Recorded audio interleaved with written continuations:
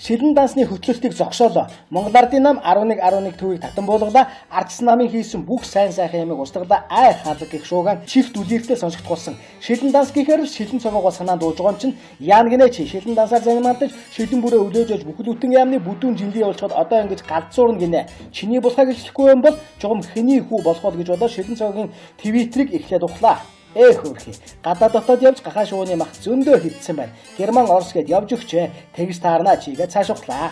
Нэглэх зугаалсан аялсан зураг хөргүүдээс гадна бас ч хийсэн бүтээсэн юм тааралдаад байх юм аа. Урамчуурах шиг. Тэгтэл харин зам тээврийн хөгжлийн яамны шилэн данс хэвэн ажиллаж байна гэсэн мэдээ олдов.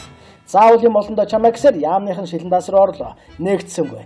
За тэгж таарнаа чи гэж бодсоор тус яамны нэгтлэн бодогч Эренчин дам гэдэг хүн рүү утас цохиж ярьлаа. За наад чи саяхан л болж ирсэн тохиол бүгдөрөнгийн хүмүүс орол болоод ирсэн. Энэ нөгөө юу яадыг. За 8-наас 10-ны хооронд ачаалал шивх ачааллын ихтэй шиг байгаа сар болгоны. Тэгээ болж өгдөг. Тийм үү.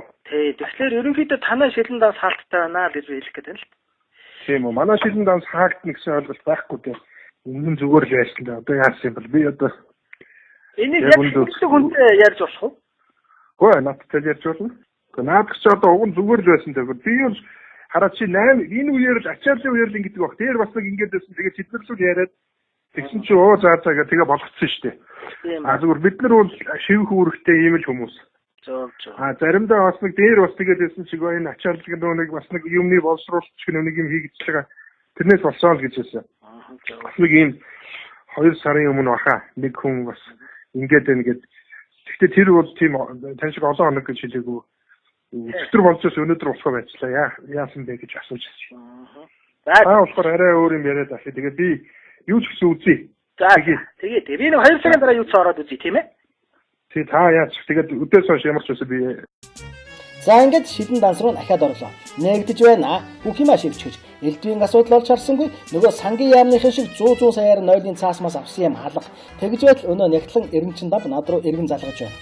Тэгээд би сая гадуур ажилдаа явж байлаа л да. Санаа зовоод энд нэг цайны газар руу орж гуйж угаад шилэн данс руу орж шалгаж үзлээ. Зүгээр байна даа. Сая яасан юм бол доо. Түр зуурын гинтэн саадал гарсан байж мэдхэл юм шүү гихчлэн учирлангуй явж байна. За ерөнхийдөө иймэрхүү юм болсон. Шилэн цогог ухаад юм бол чадсангүй. Шилэн данс ажилдгаараа ажиллаж байгаа юм байна. Шилэн данс хариуцсан ажилтнууд нь ажилдаа хариуцлагатай хандаж байгаа юм байна. Олон шуугааны дуу алдаа дутагдал олж явах гэж хичээлээ. Болж үтээд байгаа юмыг болсонгүй гэж гүтгэж харлуул тань ш. Эндээс би сайхан сэтгэл өвөрлөн энэ удаагийн дугаараа буулгаж байна. Зам тээвэр хөгжлийн яамныханд баярлалаа. Ялангуяа Нягтлан Эренчин дам гэдэг ажилтнанд баярлалаа. Байгууллага хамт олноо элбийн хил амд орчихвээ хийсэн бүтээснийг нь харуулчихвээ гэж санаа зовн асуудалд маш шуурхай сэтгэлээсээ хандаж байсан сайхан санагдлаа. Шилэн цогоо шилэн хэвээрэлгаараа шилэн дасыг хөтлөх ёстой Эренчин дам бата энэ л хэвээрээ хичээл зүтгэлтэй зүв бодолтой яваарай. Амжилт хүсье.